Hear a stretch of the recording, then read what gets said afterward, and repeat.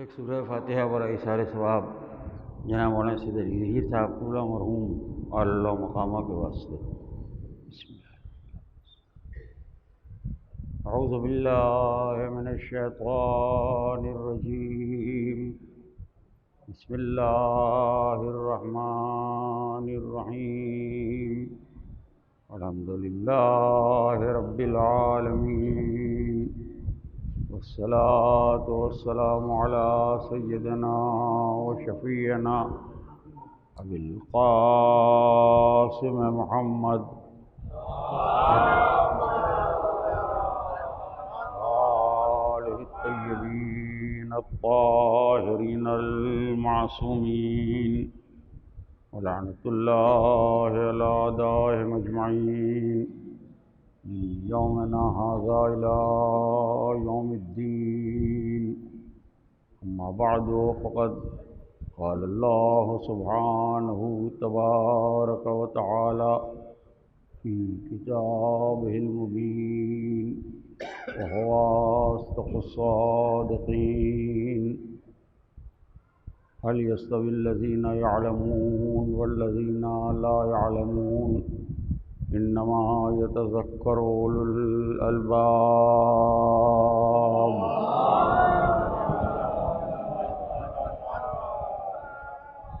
خداوند عالم قرآن مجید میں سورہ زمر میں علم کی فضیلت اور عظمت کو بیان کرتے ہوئے ارشاد فرما رہا ہے کہ کیا جاننے والے اور نہ جاننے والے دونوں برابر ہو جائیں گے؟ هل يستوي الذين يعلمون والذین لا يعلمون، کیا جاننے والے اور نہ جاننے والے دونوں مساوی ہو سکتے ہیں، ایکول ہو سکتے ہیں، برابر ہو سکتے ہیں؟ یہ قرآن سوال کر رہا ہے۔ اس کے بعد ارشاد ہوتا ہے انما یتذکر اولو الالباب، اس میں درس ہے اور نصیحت ہے صاحبان عقل کے واسطے۔ دنیا کے اپنے معیار ہیں، قرآن کے اپنے معیار ہیں۔ قرآن میں فضیلت کے معیار الگ الگ ہیں اور دنیا سے بالکل مختلف ہیں اور علیحدہ ہیں۔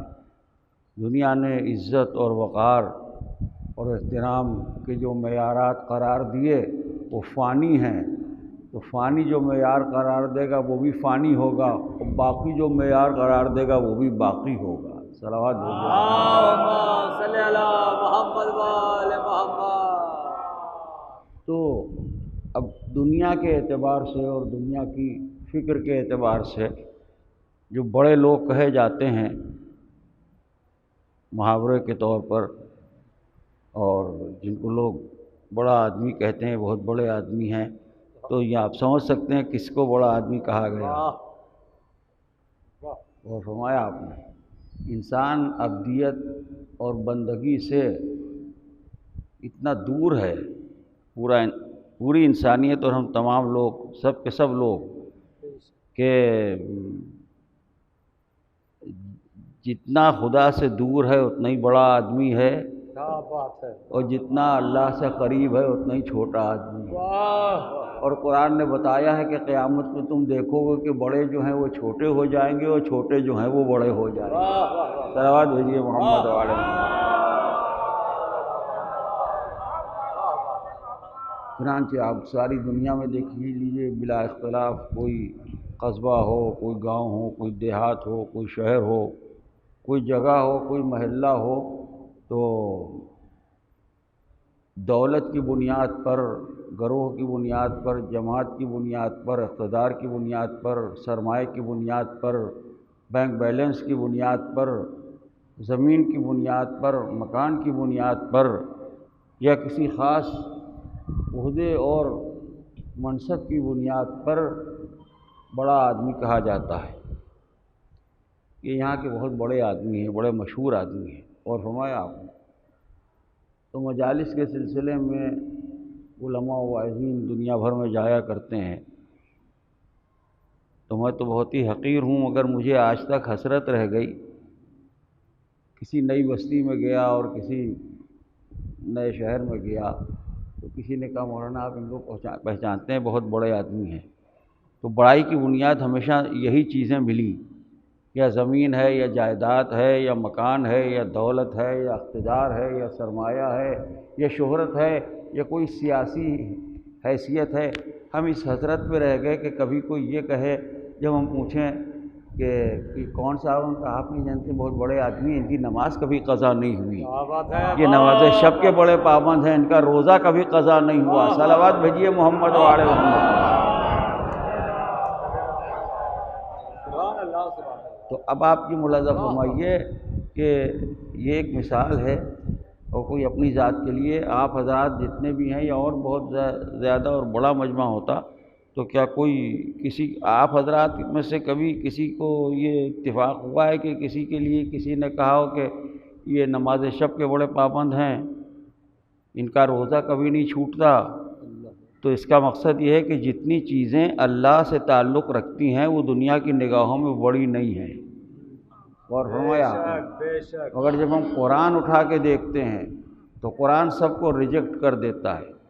قرآن میں بڑائی کا معیار علم ہے، واہ، قرآن میں بڑائی کا معیار ایمان ہے، قرآن میں بڑائی کا معیار تقویٰ ہے۔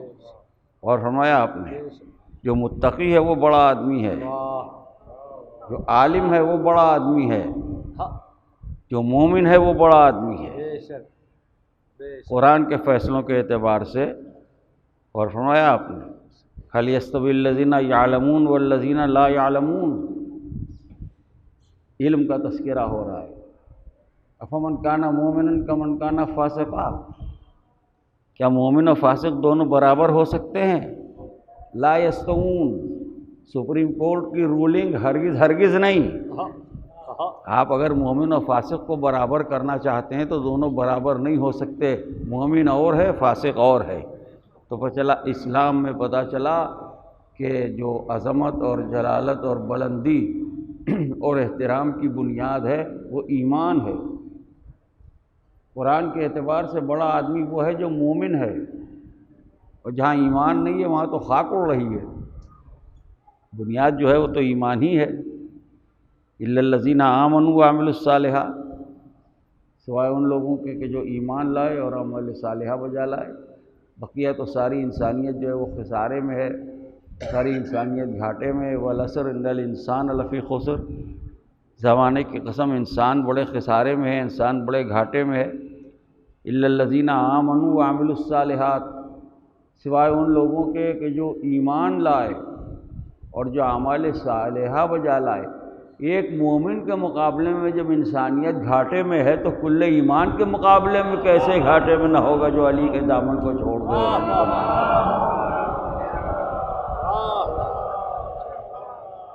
یہ ایمان کی بات ہو گئی، اور اس کے بعد تقویٰ۔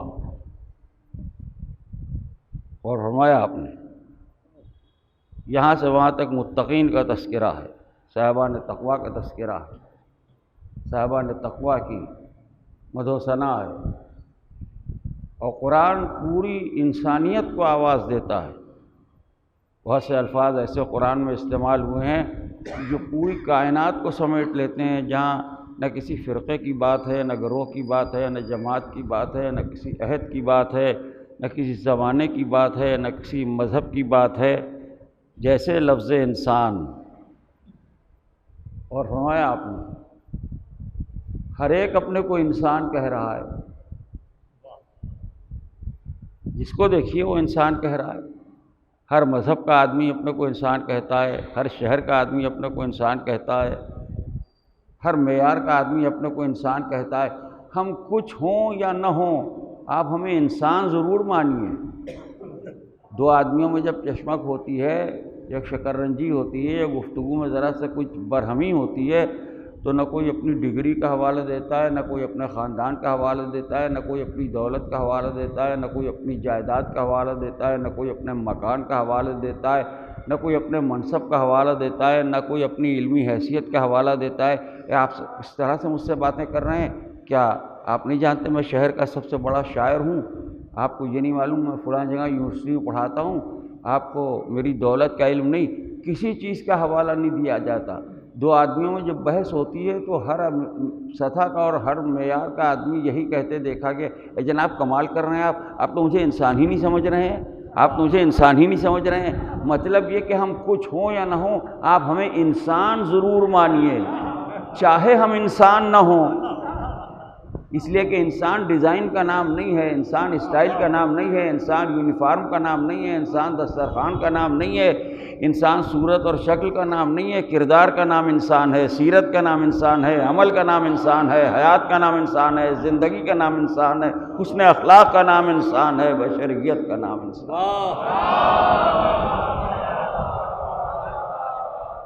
انا خلقنا الانسان، اللہ تعالیٰ ارشاد فرما رہا ہے ہم نے انسان کو خلق کیا۔ سورہ دہر میں، سورہ لقمان میں ارشاد ہوتا ہے وَوَصَّيْنَا الْإِنسَانَ، ماں باپ کے سلسلے میں پوری بشریت اور پوری انسانیت کو سمیٹ لیا۔ آپ کسی فرقے یا کسی مذہب کی بات نہیں کر سکتے۔ وَوَصَّيْنَا الْإِنسَانَ بِوَالِدَيْهِ حَمَلَتْهُ أُمُّهُ وَهْنًا عَلَىٰ وَهْنٍ وَفِصَالُهُ فِي عَامَيْنِ أَنِ اشْكُرْ لِي وَلِوَالِدَيْكَ إِلَيَّ الْمَصِيرُ۔ ہم نے انسان کو حکم دیا۔ کوئی چھٹک کے کہے جناب میں انسان نہیں ہوں، مجھ سے بات نہ کیجیے، صلوات بھیجیے محمد و آل محمد پر۔ اگر اس حد میں آپ نہیں آتے ہیں تو آپ الگ ہو جائیں گے ہیں۔ وہ قرآن کہہ رہا ہے وَوَصَّيْنَا الْإِنسَانَ، ہم نے انسان کو حکم دیا۔ خاص طور سے ماں کا تذکرہ، جب کہ اس کی ماں نے دکھ بدکھ جھیل کے اپنے شکم میں رکھا، وہ 2 برس میں جا کے کہیں دودھ بڑھائی ہوئی۔ انشکر لی ولوالدیک الی المصیر، اللہ کا عالم ارشاد فرما رہا ہے کہ بندے تو میرا شکریہ ادا کر اور اپنے والدین کا شکریہ ادا کر، اپنے ماں باپ کا شکریہ ادا کر۔ یہ ہے قرآن اور یہ ہے اسلام، یہ ہے حقوق بشر کی بات، یہ ہے حق بشر کی بات، جو انسانی حقوق کا لوگ تذکرہ کرتے ہیں۔ جہاں پر خلاق عالم اپنے شکریہ کا حکم دے رہا ہے، وہیں پر والدین کے شکریہ کا حکم دے رہا ہے۔ انشکر لی ولوالدیک، بندے میرا شکریہ ادا کر اور اپنے والدین کا شکریہ ادا کر، اپنے ماں باپ کا شکریہ ادا کر۔ الی المصیر، پلٹ کے تو ہماری طرف آنا ہے، سامنا تو ہمارا ہی ہونا ہے۔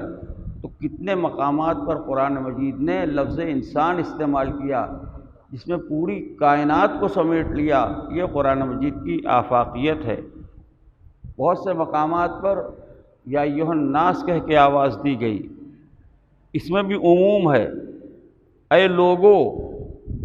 اور فرمایا آپ لوگوں کا لفظ ایسا ہے کہ اس میں سب آ گئے، امیر غریب بڑے چھوٹے، کسی ملک کے رہنے والے، کسی نیشن کے رہنے والے، کسی مذہب کے ماننے والے۔ جیسے کوئی مقرر ایڈریس کرتے ہوئے کہے حضرات، اس نے حضرات اگر کہا تو 1,00,000 آدمی ہے تو 1,00,000 آدمیوں کو اس نے ایڈریس کیا۔ تو ویسے ہی یا ایھا الناس میں بھی قرآن پوری کائنات کو سمیٹ لیتا ہے۔ تو ایک طرف ایمان معیار ہے عظمت کا، دوسری طرف تقویٰ، یا ایھا الناس۔ اور نہیں، آپ دیکھیے پوری بشریت کی داستان، آیت کو ٹکڑوں کو آپ اگر الگ الگ کر کے دیکھیں تو اس کے اوپر نہ کوئی کلر لگایا جا سکتا ہے، نہ کوئی لیبل لگایا جا سکتا ہے۔ پوری انسانیت کی داستان بیان کر رہا ہے قرآن۔ یہ بلاغت قرآن ہے۔ پوری انسانیت، امیر ہو، فقیر ہو، کم پڑھا لکھا ہو، بہت پڑھا لکھا ہو، بعد میں بہت بڑا آدمی ہو جائے یا چھوٹا آدمی رہے، شہنشاہ ہو، سلطان ہو، فقیر ہو، اس سے کوئی بحث نہیں۔ کوئی الگ ہو کے کہے کہ نہیں میں اس سے الگ ہوں۔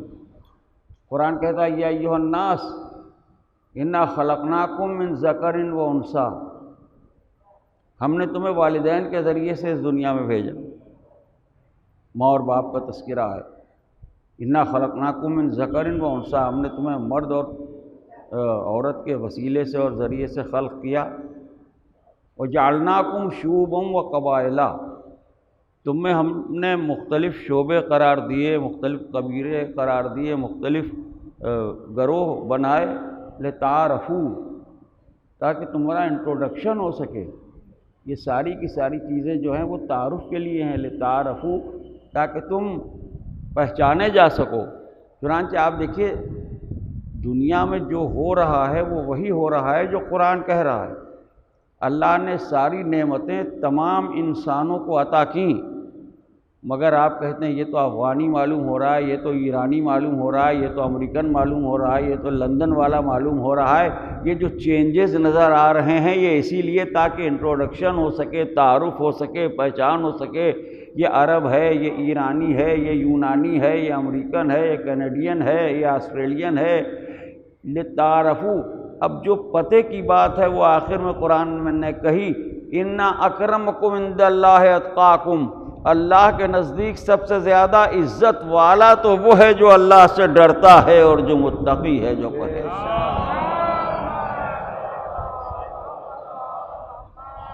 معیار عزت تقوی۔ تقوی کیا ہے؟ تقوی کی وسعتیں بہت ہیں۔ تقوی سیرت ہے، تقوی پریکٹیکل ہے، تقوی عمل کا نام ہے، تقوی سیرت ہے، تقوی کیریکٹر ہے، تقوی حیات ہے، تقوی عمل ہے، تقوی انسان کا بیہیویئر ہے، تقوی انسان کا طریقہ کار ہے۔ بے شک۔ ان اکرمکم عند اللہ اتقاکم، اللہ کے نزدیک سب سے زیادہ عزت والا وہ ہے جو اللہ سے ڈرتا ہے۔ اور فرمایا آپ نے پوری انسانیت کے لیے امن کا پیغام ہے متقی، امن کا پرچم ہے متقی۔ انسان میں عیب یہ ہوتا ہے کہ کبھی ڈرتا ہے، کبھی ڈراتا ہے۔ ڈرانا بھی عیب ہے، ڈرنا بھی عیب ہے۔ تقوی کا مزہ یہ ہے کہ نہ ڈرے گا نہ ڈرائے گا۔ صلوات بر محمد وعلی محمد۔ ومن یتوکل علی اللہ فہو حسبہ، جو اللہ پر بھروسہ کرتا ہے، جو اللہ پر اعتبار کرتا ہے تو پھر اللہ اس کے لیے کافی ہے۔ تو جو متقی ہے وہ کسی دولت سے نہیں ڈرتا، کسی حکومت سے نہیں ڈرتا، کسی سلطنت سے نہیں ڈرتا، کسی صاحب اقتدار سے نہیں ڈرتا۔ اس لحاظ سے کہ وہ اگر ڈرتا ہے تو اللہ سے ڈرتا ہے، اور کسی کو ڈرائے گا بھی نہیں۔ ڈراتا بھی وہی ہے جس کی نگاہوں میں اللہ نہ ہو۔ ان اکرمکم عند اللہ اتقاکم، اللہ کے نزدیک سب سے زیادہ عزت والا وہ ہے جو سب سے زیادہ اللہ سے ڈرتا ہے۔ قرآن کی نظر میں ایمان عزت کا معیار ہے، قرآن کی نظر میں تقوی عزت کا معیار ہے، اور تیسری چیز علم، علم عزت کا معیار ہے۔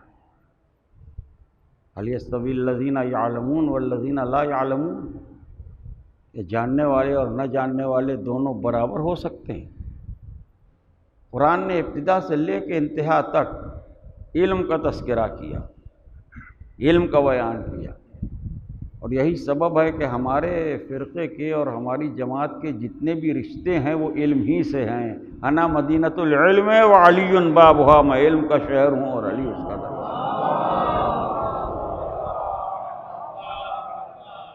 میں نے اس آیہ کریمہ کو اس لیے عنوان بیان قرار دیا کہ مجھ سے بہتر اہل محلہ اور تمام مومنین واقف ہیں۔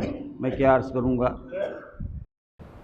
کہ میں بھی گواہ ہوں پوری زندگی اور پوری حیات کا کہ ایک ایسے عالم باعمل اور ایسے متقی اور پرہیزگار اور ایسے نیک انسان کے ایصال ثواب کی مجلس ہے جن کو دنیا نے ان کی نیکیوں سے پہچانا، ان کی بھلائیوں سے پہچانا، ان کے حسن اخلاق سے پہچانا، ان کی سیرت سے پہچانا، ان کی زندگی سے پہچانا۔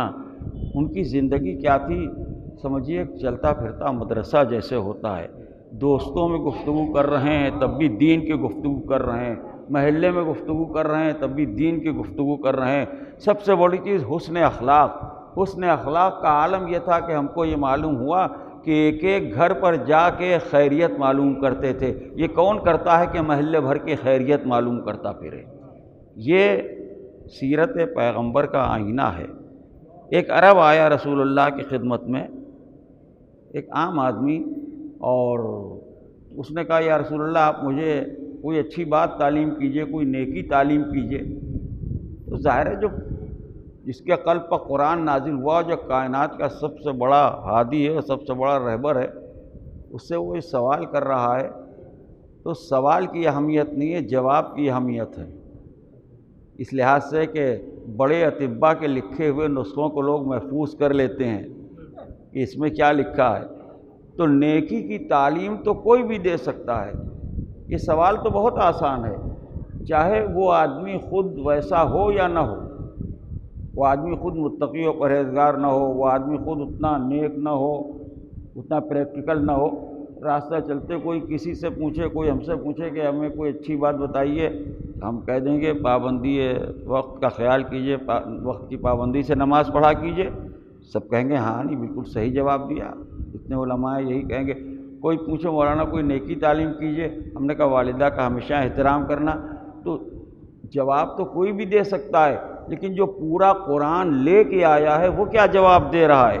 جب جس نے پورا دین پہنچایا، اہمیت اس بات کی ہے، جب اس عرب نے رسول اللہ سے پوچھا کہ آپ مجھے کوئی نیکی تعلیم کیجئے، تو سرکار دو عالم نے ارشاد فرمایا تحببوا الی الناس یحبوک، تم لوگوں سے محبت کرو، لوگ تم سے محبت کریں گے۔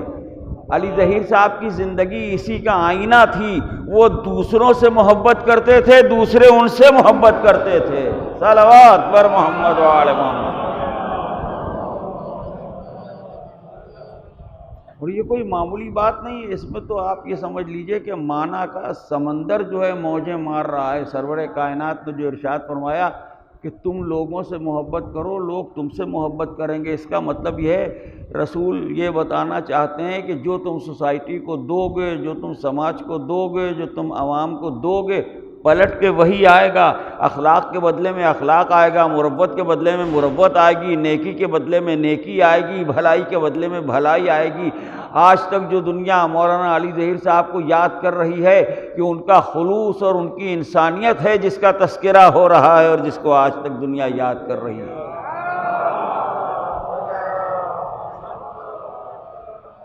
چند باتیں خصوصیت سے قابل ذکر ہیں۔ نمبر اول تو یہ کہ ان کی دینداری، دینداری کا لفظ تو لوگ استعمال کرتے ہیں، لیکن صحیح معنی میں جو دینداری ہو سکتی ہے وہ چند ہی لوگوں میں نظر آتی ہے۔ دینداری کا تعلق کردار سے ہوتا ہے، دینداری کا تعلق سیرت سے ہوتا ہے، دینداری کا تعلق عمل سے ہوتا ہے، دینداری کا تعلق انسان کے نفسیات سے ہوتا ہے، دینداری کا تعلق انسان کی فکر سے ہوتا ہے۔ نہایت ہی دیندار انسان طالب علمی کے زمانے سے اس دور میں جو ان کے ساتھی تھے، ان کے ساتھ ہمیشہ انہوں نے نیکی کی، بھلائی کی، ہر ایک کو رسپانس دیا، ہر ایک کا احترام کیا، اور جہاں کہیں گئے اپنے اخلاق کے اور محبت کے نقوش چھوڑ کے آئے۔ اورنگ آباد والے آج تک یاد کرتے ہیں، اور میں نے ان کی زندگی کو وہاں بھی دیکھا جہاں عشرہ پڑھتے تھے۔ حیدرآباد والے یاد کرتے ہیں، بمبئی والے یاد کرتے ہیں، الہ آباد والے یاد کرتے ہیں، جہاں جہاں وہ مجالس میں تشریف لے جاتے تھے، ان کی ذات ایسی تھی کہ ہمیشہ وہ نیکی کی تعلیم دیتے تھے، ہمیشہ بھلائی کی تعلیم دیتے تھے، اور سب سے بڑھ کے پیغام ولایت علی ابن ابی طالب علیہ السلام دیتے۔ بہترین خطیب، بہترین عالم، بہترین مدرس، بہترین دوست، بہترین عزیز، بہترین شاعر، ایسے باکمال کہ انہوں نے ایسے ایسے علماء اور فضلاء اور حضرات کی تاریخیں کہی ہیں، عربی میں اور فارسی میں اور اردو میں، اور آیات کے ذریعے سے تاریخ نکالنا، اور فرمایا آپ نے احادیث کے ذریعے سے تاریخ نکالنا یہ ہر ایک کے بس کی بات نہیں ہے۔ اور فرمایا آپ نے بہترین تاریخیں انہوں نے کہیں۔ ایک طویل نظم ہے جناب سالک صاحب مرحوم کا جب انتقال ہوا، مولانا صفت حسن صاحب قبلہ عالیہ مقامہ کے فرزند، اور 50 تاریخیں اسی طریقے کی۔ ابھی حال ہی میں محسن میاں کو ڈائری ملی تو انہوں نے میرے والد مرحوم کے سلسلے میں جو دیکھیے تاریخ کس طریقے سے، حدیث کو کیسے تاریخ بنایا ہے، وہ اتفاق سے ان کی نظر پڑی اور مجھ تک بھی وہ چیز پہنچی۔ مجھے اس وقت تک علم نہیں تھا جب تک میں نے اس کو نہیں دیکھا تھا۔ 1976 میں والد مرحوم کا انتقال ہوا۔ انہوں نے 1976 کی تاریخ نکالی حدیث پیغمبر سے، اور فرمایا آپ نے من مات علی حب آل محمد مات مستکمل الایمان۔ صلوات بھیجیے محمد و آل محمد۔ ذرا آپ ملاحظہ فرمائیے، یعنی کوئی انتہا ہو سکتی ہے ان کی فکر کی اور ان کی نظر کی کہ پہلی بات تو ہے کہ حدیث پیغمبر، اور پھر کسی ایسی شخصیت کے لیے جس نے زندگی بھر خدمت اہل بیت کی ہو، خدمت دین کی ہو، اور پھر پوری کی پوری تاریخ، نہ اس میں کوئی کمی نہ کوئی اضافہ۔ الا ومن مات علی حب آل محمد مات مغفورا، آگاہ ہو جاؤ جو آل محمد کی محبت پر دنیا سے اٹھتا ہے مغفور اٹھتا ہے۔ من مات علی حب آل محمد مات شہیدا، جو آل محمد کی محبت پر دنیا سے اٹھتا ہے وہ شہید اٹھتا ہے۔ الا ومن مات علی حب آل محمد مات تائبہ، آگاہ ہو جاؤ جو آل محمد کی محبت پر دنیا سے اٹھتا ہے وہ توبہ کیا ہوا اٹھتا ہے۔ اسی ذیل میں یہ حدیث بھی ہے من مات علی حب آل محمد مات مستکمل الایمان۔ پیغمبر اسلام ارشاد فرماتے ہیں جو آل محمد کی محبت کے اوپر دنیا سے اٹھتا ہے وہ کامل الایمان اٹھتا ہے۔ تو اس طریقے سے تاریخ نکالنا اور تاریخ کہنا یہ کوئی معمولی بات نہیں ہے۔ آپ کے گھروں میں اور آپ کے فرقے میں ایسے ایسے اکابر اور ایسے ایسے اساتذہ اور ایسے ایسے علماء اور ایسے ایسے جہابذہ گزر گئے اسی سرزمین ہندوستان کے اوپر کہ جن کا کوئی مثل و نظیر نہ تھا، جن کا کوئی جواب نہ تھا۔ جناب مفتی محمد عباس صاحب مرحوم اللہ مقامہ، وہ بھی بہترین تاریخ کہتے تھے، کتابوں میں تذکرہ ہے، ظاہر ہے کہ 50 ان کے شاگرد تھے۔ تو ایک مرتبہ اتفاق ہوا، گلزار باغ کے مجالس میں جایا کرتا تھا پٹنہ میں، تو اسی سے متصل کوئی مقبرہ کہہ لیجیے یا آرام گاہ کہہ لیجیے، بہت سے قبور ہیں۔ میں ادھر ٹہلتا ہوا چلا گیا کسی کے ساتھ، تو جو وہاں بھی قیام رہا تھا مفتی محمد عباس صاحب کا، قبروں پر جو تاریخیں اب جو مولانا پڑھنا شروع کی، اب جب آیات اور احادیث کے اوپر نظریں پڑیں تو بعد میں سمجھ میں آیا کہ مفتی صاحب مرحوم کا کارنامہ ہے۔ صلوات بھیجیے محمد و آل محمد۔ ایسی ایسی تاریخیں کہ جن کا کوئی مثل و نظیر نہیں، جن کا کوئی جواب نہیں۔ تو ایک طرف مولانا علی صاحب مرحوم اللہ مقامہ کی جو علمیت تھی اور ان کی جو دینداری تھی اور دین سے جو ان کی وابستگی تھی، پوری زندگی اسی خدمت میں گزری۔ جہاں بھی ہم نے دیکھا انہوں نے ہمیشہ دین ہی کی بات کی، دنیا کی بات نہ کی۔ اور دوسرا لطف یہ تھا کہ ان کی گفتگو میں ایک اتنی کشش تھی کہ نوجوان بھی سنتے تھے، جوان بھی سنتے تھے، بوڑھے بھی سنتے تھے، اور ہر شخص انتظار کرتا رہتا تھا کہ مولانا آ جائیں تو ان کی خدمت میں ہم حاضر ہوں۔ یہی مولانا نے ارشاد فرمایا تھا کہ دیکھو ایسی زندگی گزارو کہ جب تک موجود رہو لوگ تمہیں تلاش کرتے رہیں، لوگ تمہیں پوچھتے رہیں، لوگ تمہیں ڈھونڈتے رہیں۔ اور فرمایا آپ نے، وہ علی نے یہ بتایا، خیر بن کے جینا، شر بن کے نہ جینا۔ افسوس یہ ہے کہ بہت جلد وہ ہماری بزم سے رخصت ہو گئے، اور اسی ماہ مبارک رمضان میں غالباً 70ویں تاریخ تھی جب انتقال ہوا۔ میں بھی حاضر تھا جنازے میں۔ میں دیکھ رہا تھا کہ کس طریقے سے یہاں کے نوجوان، اور چونکہ مجلسوں کے سلسلے میں آنے جانے کی وجہ سے تعارف اور پہچان تو ہے ہی ہے، میں نے اس طرح سے بے چینی کے ساتھ مولانا نوجوانوں کو گریہ کرتے ہوئے اور روتے ہوئے دیکھا جس طریقے سے بالکل کوئی اپنے حقیقی بھائی یا باپ کے لیے روتا ہے۔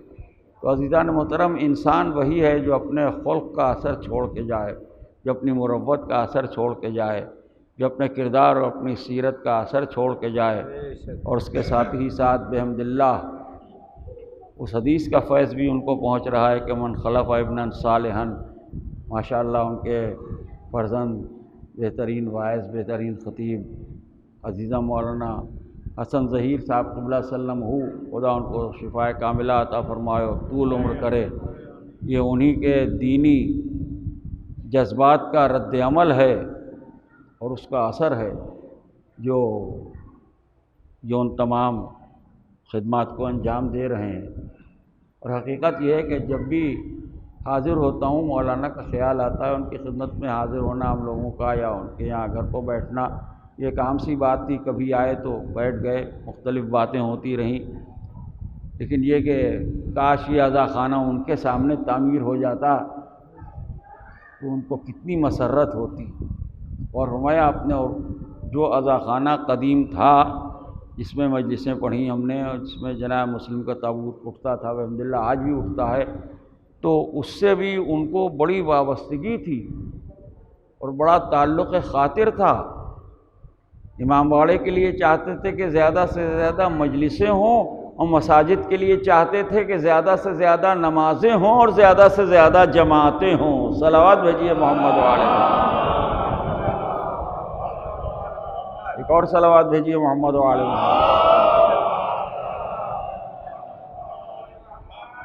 تو غور فرمایا، آج کے دور میں ہم نہیں سمجھ سکتے ہیں،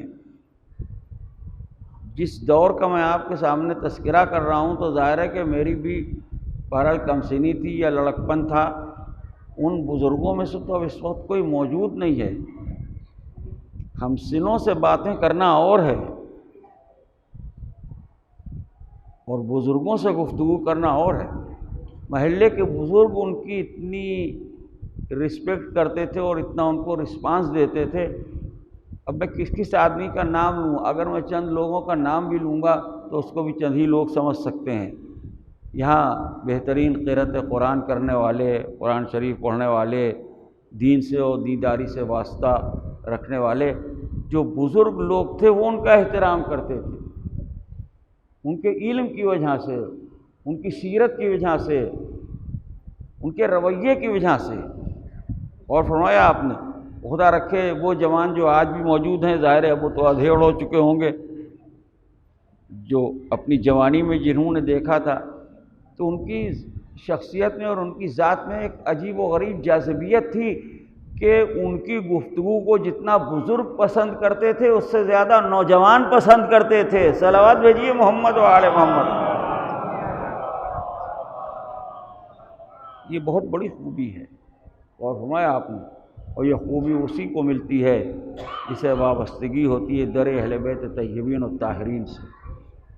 تو بس آخری چیز آپ کے سامنے عرض کر دوں، جس آیت کو میں نے پڑھا اس کے بارے میں حضرت امام جعفر صادق علیہ السلام نے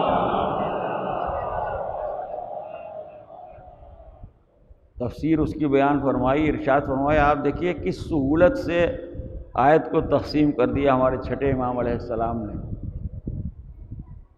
3 لفظیں آ رہی ہیں، اس کو تقسیم کیا جا رہا ہے۔ هل يستوي الذين يعلمون والذين لا يعلمون انما يتذكر اولو الالباب۔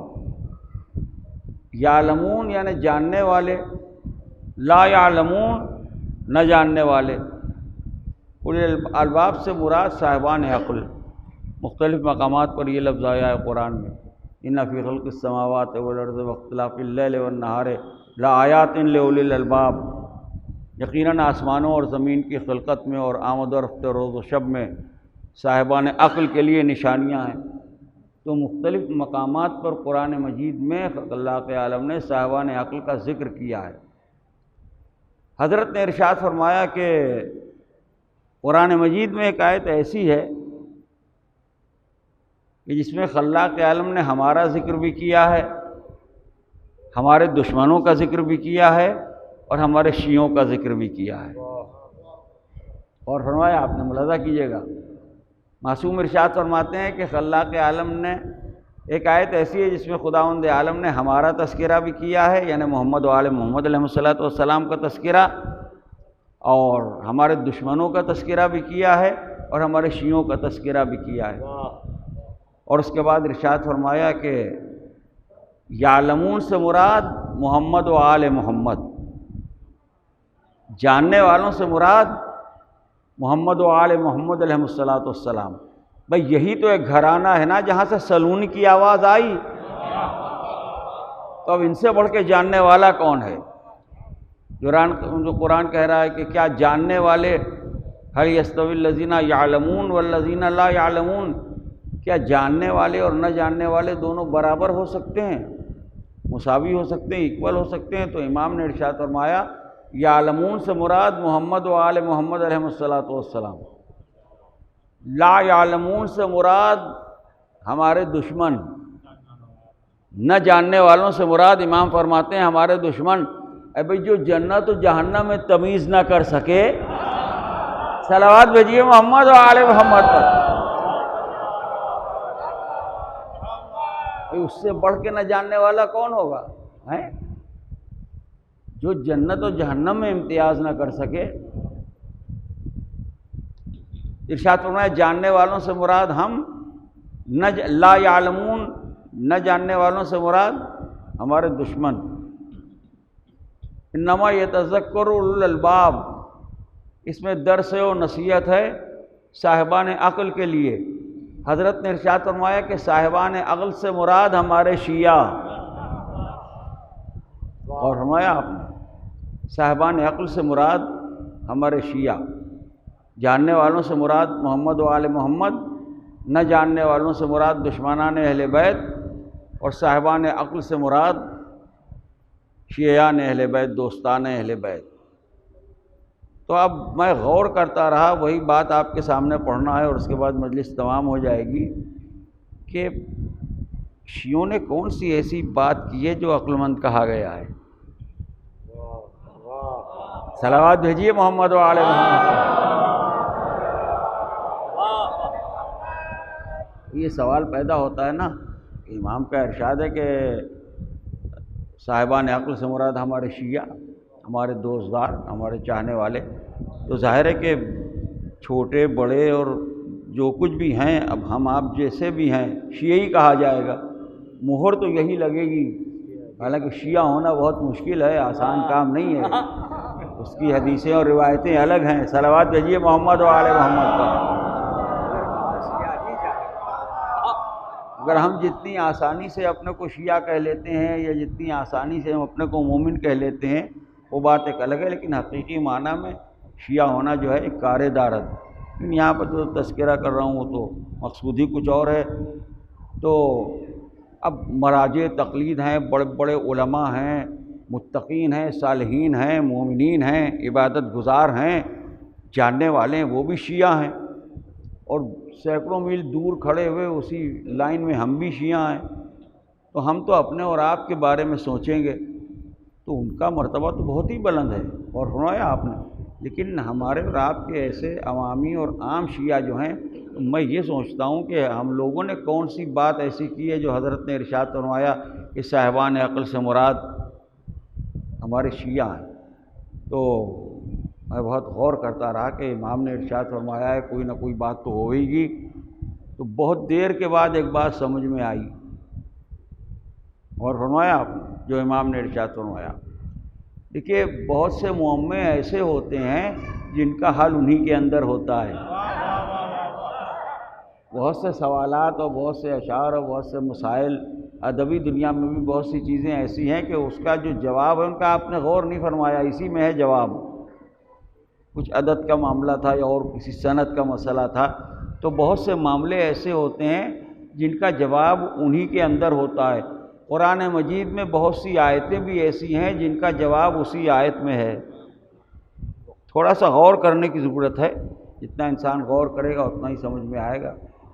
اب آپ پھر سے سنیے، ترجمہ اور غور کیجئے۔ خدا فرماتا ہے کیا جاننے والے اور نہ جاننے والے دونوں برابر ہو سکتے ہیں؟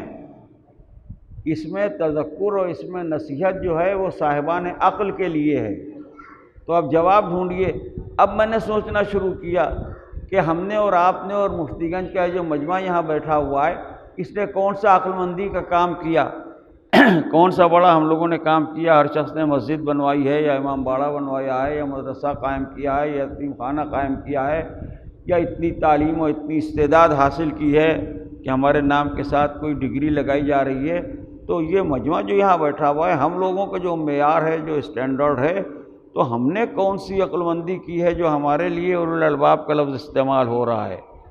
تو اس کا جواب آپ قرآن ہی میں ڈھونڈیے۔ قرآن کہتا ہے کیا جاننے والے اور نہ جاننے والے دونوں برابر ہو سکتے ہیں؟ صاحبان عقل جو ہیں وہ اس بات کو سمجھتے ہیں، قرآن کہہ رہا ہے۔ تو میں نے بہت سوچا، بہت دیر میں بات سمجھ میں آئی کہ شیعوں نے ایک ہی کام کیا، جاننے والوں کی فہرست الگ بنائی، نہ جاننے والوں کی فہرست الگ۔ صلوات بر محمد وعلی صلوات بھیجیے محمد وعلی محمد۔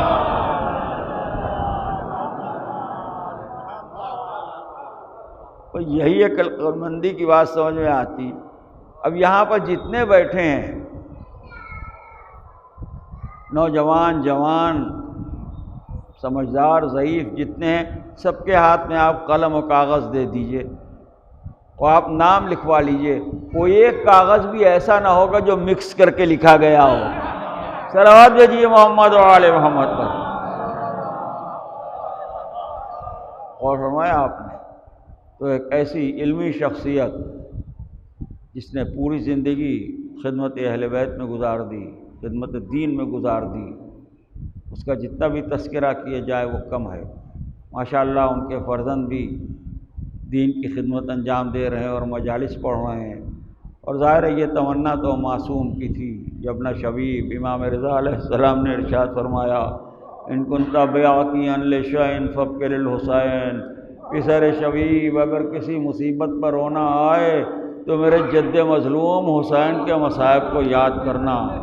اللہ اللہ، کم سنی میں کسی کے سر سے باپ کا سایہ اٹھ جائے، نا وقت موت کہہ دی جائے، کچھ بھی ہو مگر ہر گھر میں مجلس ہوتی ہے، اور جسے بلایا جاتا ہے نام حسین پہ بلایا جاتا ہے۔ مجھے یاد ہے جب مولانا نے انتقال کیا، پورا محلہ پرسہ دے رہا تھا، پورا علاقہ تعزیت دے رہا تھا۔ بچوں کو تسکین تو ہوگی کہ باپ کا سایہ سر سے اٹھا، لیکن اتنے تسکین دینے والے، ہائے وہ بیٹا جس کے سامنے بھرا گھر لٹ گیا، عباس کے شان قلم ہو گئے، امام زین العابدین کو کسی نے پرسہ نہ دیا، اون محمد کے لاشیں آئے کسی نے پرسہ نہ دیا، علی اکبر کے چاند سے سینے پہ برچھی لگی کسی نے پرسہ نہ دیا۔ افسوس حسین ابن علی ہاتھوں پر 6 مہینے کے بچے کا لاشا لے کے چلے، یہ کہتے ہوئے کہ انا للہ وَإِنَّا إِلَيْهِ رَاجِعُونَ رِضًا بِقَضَائِهِ وَتَسْلِيمًا لِأَمْرِهِ، اِنَّا لِلَّهِ وَإِنَّا إِلَيْهِ رَاجِعُونَ رِضًا بِقَضَائِهِ وَتَسْلِيمًا لِأَمْرِهِ۔ ارے کسی نے بوڑھے باپ کو پرسہ نہ دیا، مگر ہاں رباب نے علی اصغر کے چہرے کو دیکھ کے فقط ایک جملہ کہا، میرے لال کیا تیرے ایسے بچے بھی ذبح کیے جاتے ہیں؟ یا بنیا مثلک ینہر، اے میرے بچے کیا تیرے ایسے بچے بھی نہر کیے جاتے ہیں؟ یا سری الرضا واغفر لمن لا یملک الا الدعاء۔ ایک مرتبہ سورہ فاتحہ برائے ایصال ثواب جناب مولانا علی صاحب مرحوم اللہ مقامہ کے لیے